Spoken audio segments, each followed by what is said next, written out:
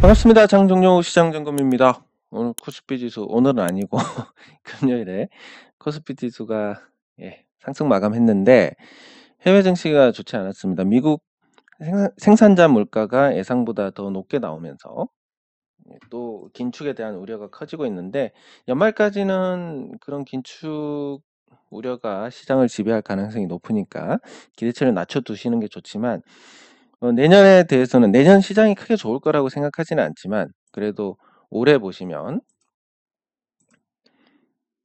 올해 흐름만 보면 올해 내내요. 작년부터 이어지는 이 하락으로 올해 내내 하락했습니다.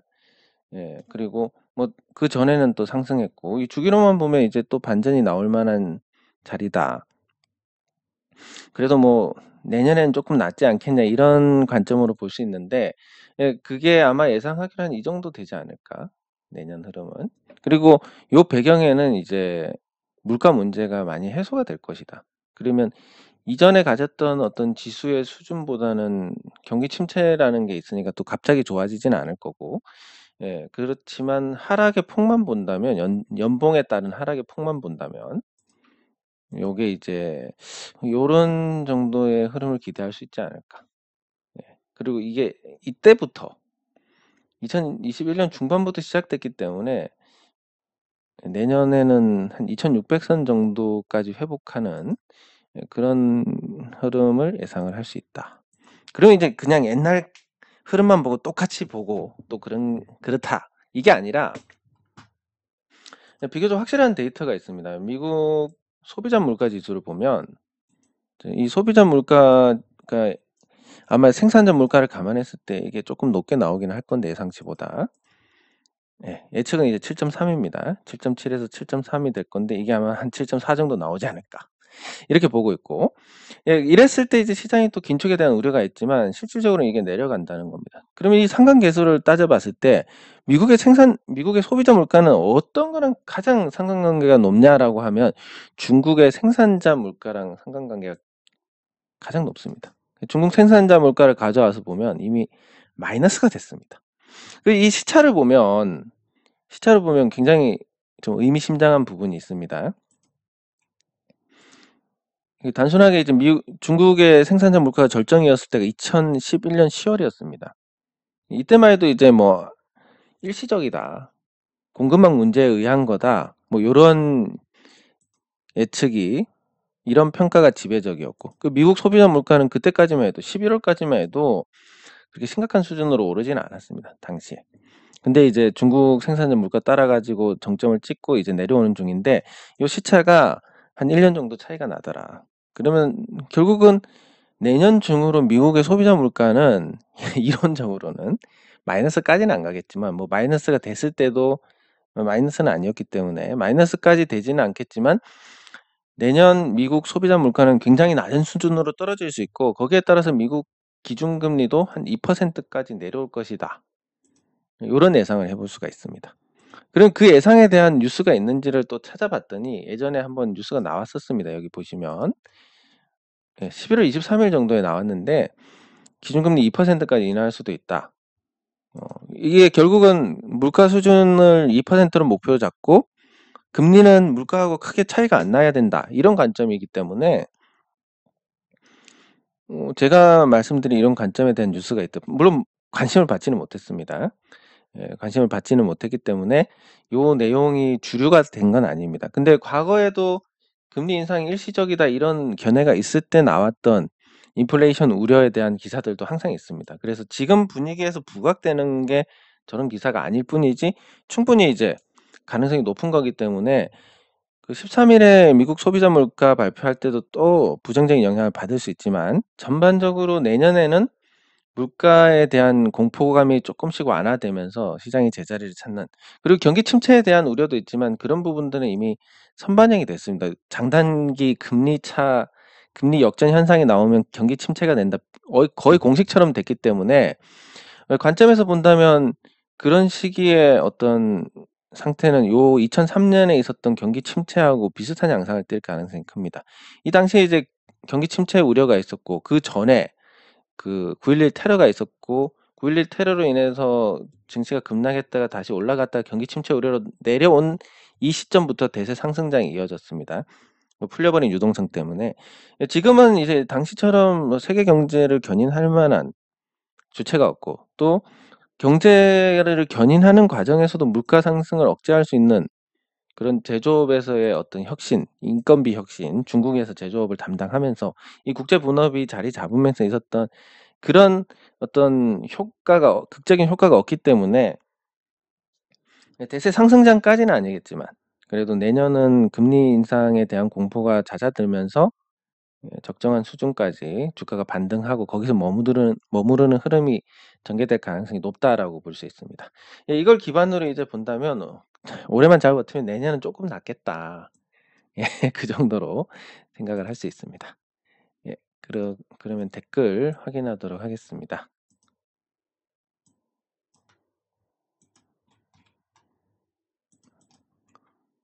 네, 감사합니다.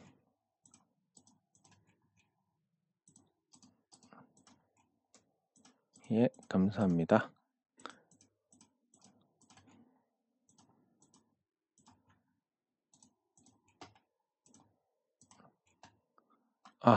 알겠습니다. 참고하도록 하겠습니다. 근데 이제 댓글하고 같이 볼 수는 없으니까 이런 거 하나 띄워 가지고 보여드리고, 예, 그렇게 하면 될 것 같은데, 저는 이제 조금 제가 과한 부탁을 하자면, 이제 댓글 다시는 분들의 댓글 중에서도 사실 우리가 배울 부분도 많고 의견 제시하는 거에 대한 또 정서도 볼 수 있고, 예, 그래서 다른 분들 댓글에 조금 더 관심을 가져주시는 것도 좋지 않을까 생각을 합니다. 예, 그래서 읽어드리거나 아니면 이렇게 보여드리거나, 예, 그렇게 하고 하도록 하겠습니다.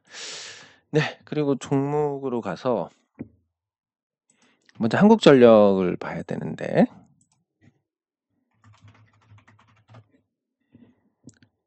한국전력이 8%대 상승을 했습니다. 자, 이거는 뭐냐면 결국은 전기요금 인상입니다.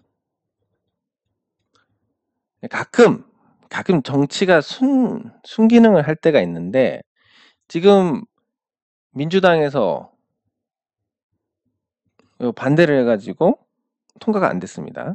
그 한전 채권을 2배에서 5배로 늘리는 자본금에 5배로 늘리는, 이게 통과가 안 됐는데, 그 한국전력의 채권 발행 한도가 2배에서 5배로 늘리는 이유가 다음과 같습니다.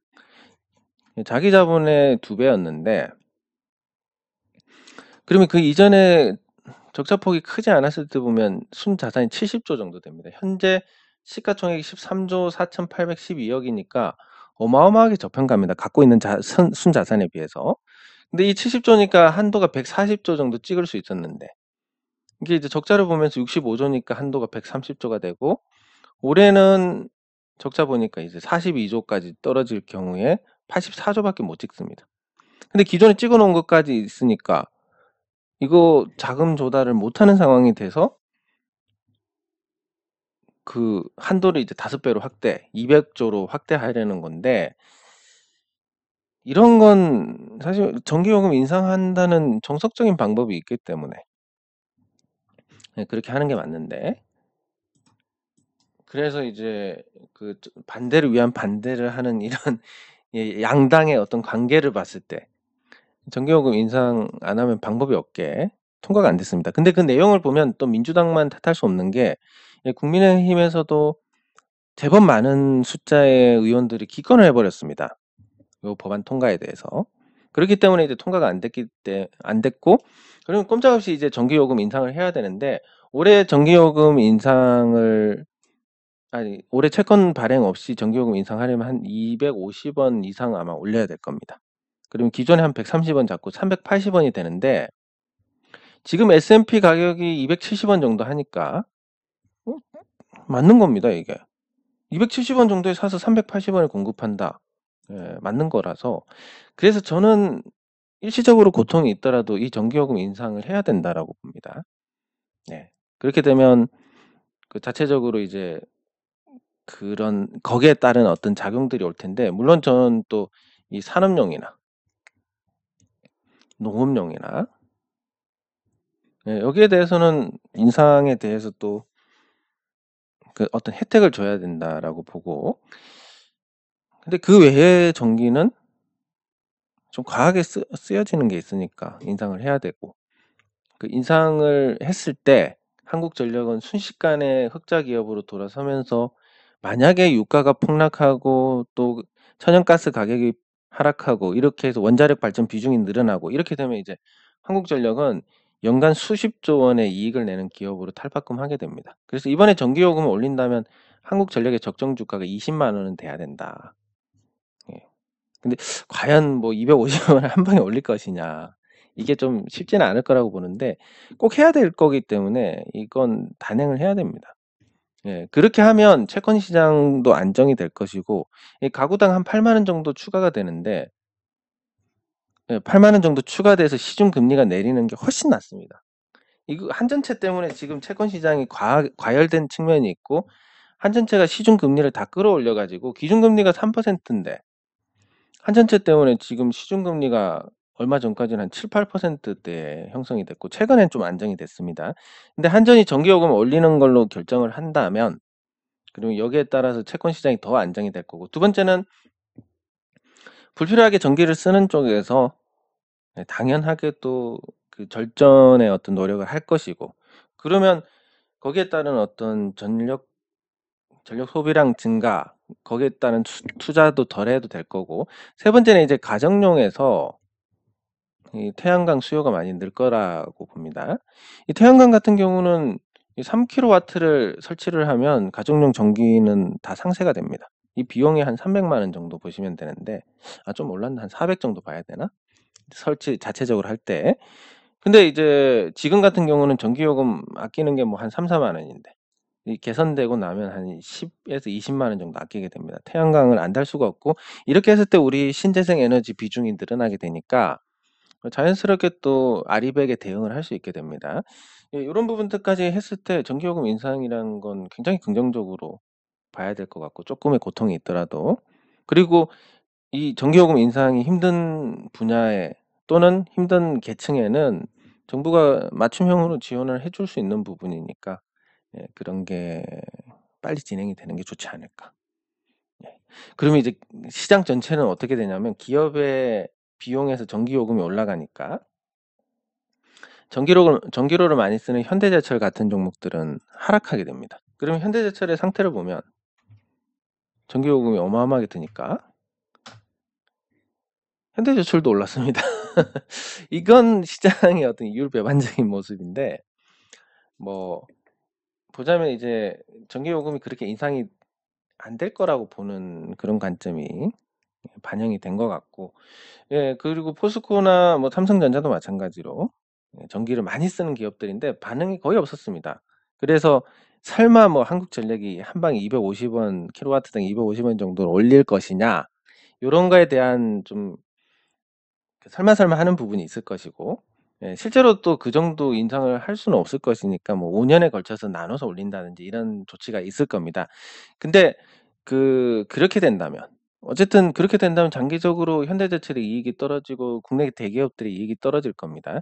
이 이익 감소가 시장 전체에 부정적인 영향을 줄 만큼이 되느냐에 따른 부분을 보면 아리백이나 이런 거하고 비교했을 때는 큰 영향은 없을 것 같다. 예.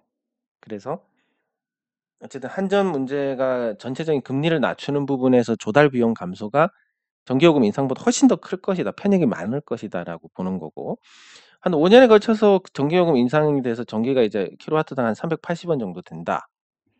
이랬을 때 앞으로 이 태양광에 대한 어떤 평가는 굉장히 좋아질 거라고 봅니다. 단순히 상업 판매가 아니라 그 태양광 발전소가 있고 인근에 그냥 전기를 직접 판매를 하는 게 열려도 이젠 자생하고도 남습니다. 380원에 REC까지 더하면 한 진짜 전기가 한 500원 정도 되는데 킬로와트당. 이러면 이제 태양광에 대한 투자금 회수가 2년 만에 끝나게 됩니다. 예, 어마어마하게 매력이 커지기 때문에, 그래서 저는 앞으로도 계속 말씀드리지만 주식하고 태양광하고 무슨 관계냐라고 하실지 모르지만 이 태양광만큼 제가 그동안 연구했던 20년 넘게 연구했던 그 어떤 것보다 우리 주식 투자의 심리를 보완해 주는 것이다 이게. 예, 그래서 태양광만큼 확실한 게 없다. 심지어 이제 지금 패널 가격이 올라가지고 가격이 어느 정도까지 올라왔냐면 그 한화 582등급이 이제 와트당 500원까지 올라왔어요. 깜짝 놀랐는데 이게 4등급을 해도 한 430? 이게 얼마 전에 아니 한 6개월 전하고 비교하면 굉장히 많이 올랐습니다. 그러면 태양광도 이제 비용이 더 드는 거 아니냐. 근데 뭐 좋은 대안이 있습니다. 중국산 제품을 쓰면 되는데 이거에 대해서도 이제 좀 나름 이제 공부를 하고 있고 어떤 계획을 세우고 있냐면 일단 그 안전이 제일 중요하기 때문에 중국에서 이제 이 알루미늄 구조가 포스텍에서 나온 아연 용융 도금을 한 구조물하고 비교했을 때 알루미늄 가격이 한 1.7배 정도 비쌉니다. 근데 이걸 직수입해 가지고 직접 제작을 하니까 잘하면 이제 뭐 외부에 판매하는 건 1.7배로 해야겠지만 우리가 자체적으로 쓰는 건 한 1.2배 정도면 되겠다. 예. 그래서 요거를 계속 준비를 하고 있고 또 하나는 중국산이 사실 어떤 기술적인 부분이나 이런 걸 봤을 때 더 좋은 것 같습니다. 그냥 그리고 중국 업체들은 세계 1위, 2위 업체니까 사라질 염려가 없는 반면에 한화가 6위 정도 되고 뭐 신성솔라는 아예 순위에도 없고 그렇습니다. 하나조차도 영속성을 장담할 수 없는 반면에 중국 업체들은 중국 공산당의 비호를 받고 뭐 중국 내에서 수요만 해도 충분하기 때문에 예, 거기에 따른 어떤 기업의 영속성을 봤을 때 훨씬 더 나을 것 같다. 그래서 이거를 직수입을 하는 거를 또 알아보니까 뭐 심지어 가격이 굉장히 낮습니다. 관세 같은 거 다 주고도 한 300원 와트당. 그리고 아까 하나 2등급, 4등급 기준으로 하더라도 430하고 기준하더라도 굉장히 차이가 많이 나는. 물론 이제 이게 시중에서 사면 한 360 정도 봐야 될 것 같긴 한데 직수입을 할 수 있다면 예. 또 직수입했다가 혹시라도 대금 떼이면 끝장나니까 요거까지는 아니고 수입한 걸 가져오는 게 맞긴 한데 어쨌든 이 정도면 또 요 비용도 상쇄가 되고 성능은 뭐 나쁘지 않고 AS는 규모를 키워가지고 자체적으로 해 나가는 방법을 하면 충분히 이제 보완을 할 수 있을 거라고 봅니다. 이렇게 해서 이제 우리가 주식과 태양광을 같이 가져간다면 매달 안정적인 이익이 나오니까 분산 투자 당연히 될 거고 물려도 돈이 조금씩이라도 나오니까 요걸로 조금 물타기 해서 덜어내고 퉁치기 해서 덜어내고 이러면서 대응이란 게 할 수 있는데 우리 주식 투자 저도 마찬가지입니다. 돈 있으면 다 질러버리니까 다 지르고 나면 그 다음에 대응을 할 수가 없으니까 그냥 손가락만 빨고 있는 겁니다. 몇 달이고 그냥 그렇게 돼서 시장 좋아질 때까지 기우제나 지낼 수밖에 없는 그런 투자를 하다가 조금씩이라도 이렇게 태양광에서 보완이 되면 괜찮은 데다가 앞으로 전기요금이 현실화된다면 태양광으로 손해보는 일은 절대 없을 것 같습니다. 옛날에 S&P가 뭐 40원대까지 내려갔는데 미국 세일가스도 초기에 가격이 낮았을 뿐이지 이제 정리가 됐습니다. 업체가 수천 개가 설립이 돼서 거기서 무한 경쟁을 하다 보니까 가스가가 3달러 정도가 됐었는데 이제 다 정리가 돼가지고 어느 정도 큰 업체들끼리 남아 있으니까 5달러, 6달러 정도 갑니다. 이거 안 내려옵니다, 이제 앞으로. 그러면 이게 5달러, 6달러에서 S&P가 적정한 수준이 뭐냐면 170원 정도 됩니다. 그래서 뭐 태양광의 안정성도 보장이 됐고 중국산 AS 안 되면 어떻게 해요? 계속 규모를 키워가지고 수입하면서 공제 같은 거 만들어서 우리가 직접 AS를 하면 된다. 그러면 다 보완이 되니까 적은 가격에 진행을 할 수 있다. 이게 하나씩 갖춰지고 나면 10kg씩이라도 이렇게 하셔가지고 조금이라도 이렇게 갖춰지고 나면 앞으로 주식 투자하시는데 훨씬 더 심리적으로 쉬운 상태가 됩니다. 이건 그 어떤 기법이나 그 어떤 기술적 분석이나 차트 뭐 아니면 기본적 분석 기업이 좋으니까 믿고 갈 수 있다 이런 것조차도 비교가 안 될 정도의 좋은 좋은 투자 심리에 좋은 영향을 주기 때문에 아무리 기업이 좋으면 뭐합니까? 뭐 10만 원 있다가 6만 원 떨어지면 똑같이 마이너스 40%인데 예. 그래서 이런 걸 제가 적극 권하는 가장 큰 이유가 주식 투자에 좋기 때문입니다. 우린 주식쟁이인데 주식 투자에 좋다면 뭐 양재물도 들이켜야 되는데 충분히 좋다. 예, 요게 많이 보완을 해 드릴 겁니다. 그래서 이제 긴 안목으로 만들어 가는 게 필요하고, 네, 그리고 한국전력이 우리 시장에 미쳤던 영향이 굉장히 큰 건데, 시중 금리가 올라가 있던 부분이 떨어지기 때문에 전체 편익으로 보면 굉장히 좋습니다. 이게 그래서 시장 전체는 호재로 보는 게 맞을 것 같고, 그리고 이제 금투세 관련해서 이야기가 나오고 있는데, 이 금투세는 지금 그 2년 유예는 확정이 됐고, 그리고 거래세를 0.2%냐 0.15%냐 요거 하고, 그리고 대주주 요건이 100억이냐 10억이냐 요거 하고인데, 제일 좋은 건 이거랑 이건데, 예, 느낌은 이거랑 이게 되지 않을까, 예, 생각을 합니다. 그래도 뭐 금투세 시행하는 것보다는 시장에 충격이 없을 거고, 개인적으로는 지금 생각했을 때 100억이 좋을 것 같고, 거래세도 0.15%가 좋을 것 같다. 왜냐하면 시장이 나쁘니까. 예, 요런 걸 봤을 때 이제 거래세가 인하되는 건 분명하니까 그런 거래가 조금 늘어나고, 증권주들의 분위기가 좋아질 수 있다라는 거. 예, 그걸 따져봤을 때 보면 아직까지 반응이 미온적이다.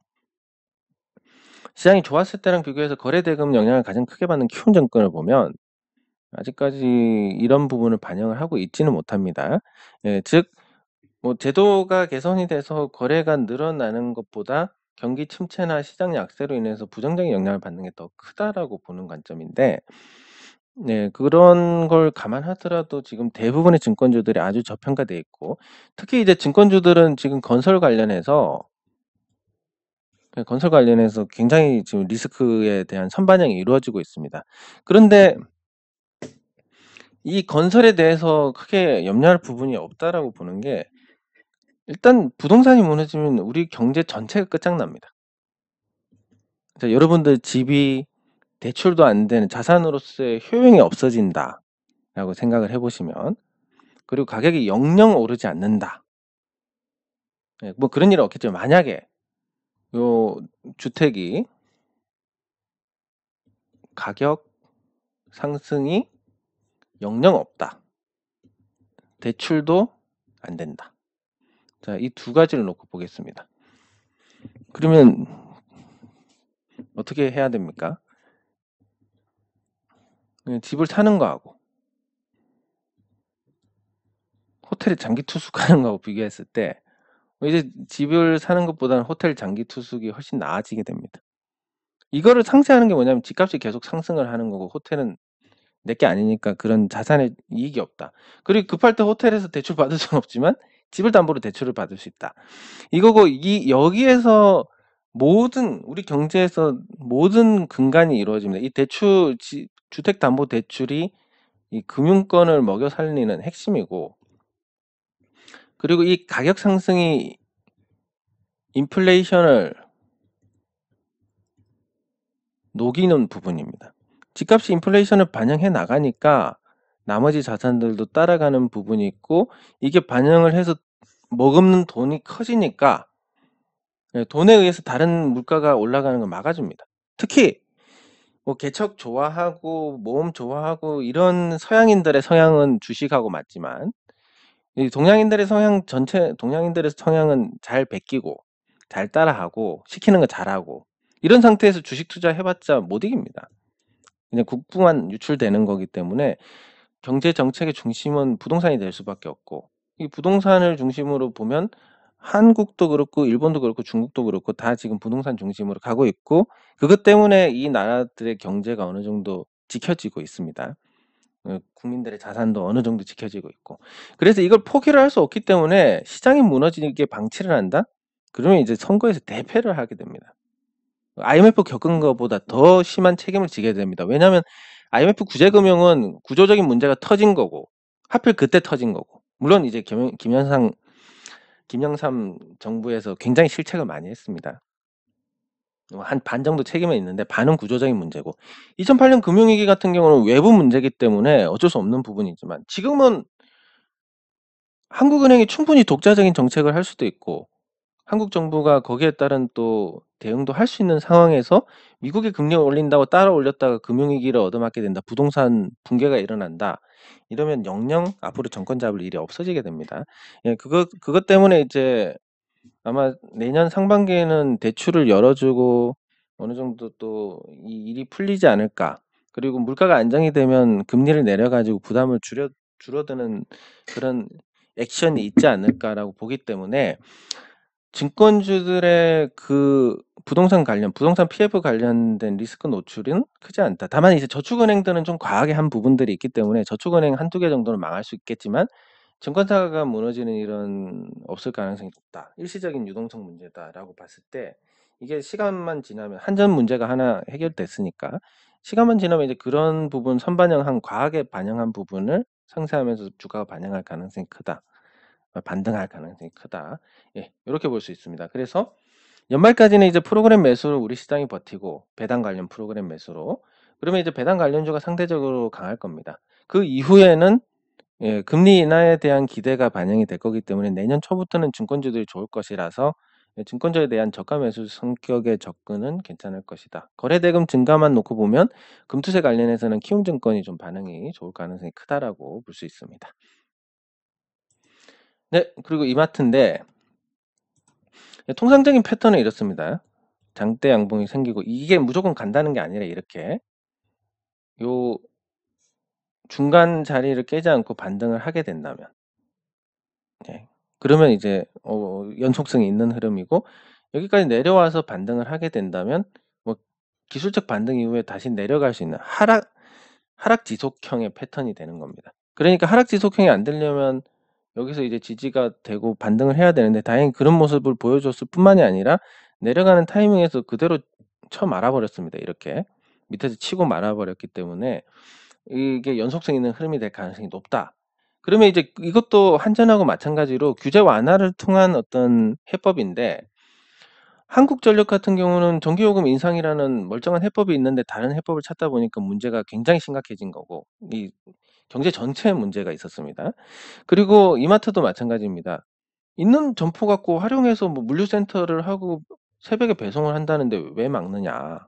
요거 이제 풀어주고 주말에 멀쩡한데 왜 영업 못하게 하느냐. 이것도 풀어주고 그냥 정상으로 가고 있는 겁니다. 정상으로만 가더라도 많은 부분에서 저평가가 해소가 되는 그런 계기가 될 거고 지금 이마트 같은 경우는 순자산만 13조 원이 넘는데 그리고 이익을 안 내는 것도 아닌데 시총 2조 7천억대 밖에 안 됩니다. 심지어 지금 주가가 겨우 이제 코로나19 때 폭락 넘어섰지만 얼마 전까지는 코로나19 때보다도 주가가 낮은 상태였습니다.